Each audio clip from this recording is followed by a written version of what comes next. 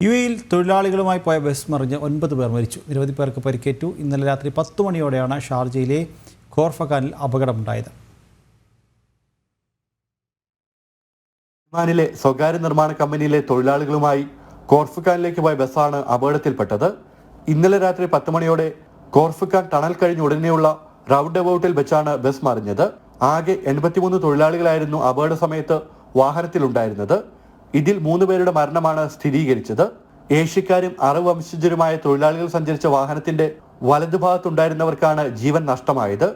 ഇറക്കത്തിൽ break നഷ്ടപ്പെട്ട bus റോഡിൽ തെന്നിമാറിയ ശേഷം മറിയുകയായിരുന്നുവെന്ന് ഷാർജ പോലീസ് അറിയിച്ചു.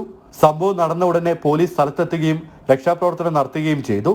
പരിക്കേറ്റ 73 പേരെ ഖോർഫഖാൻ ആശുപത്രിയിലേക്ക് മാറ്റി. ഇതിൽ 3 പേരുടെ നില ഗുരുതരമാണെന്നാണ് ലഭിക്കുന്ന വിവരം. അതേസമയം വിവരങ്ങൾക്കായി ഔദ്യോഗിക സ്രോതസ്സുകളെ ആശ്രയിക്കണമെന്ന് ഷാർജ പോലീസ് അറിയിച്ചു.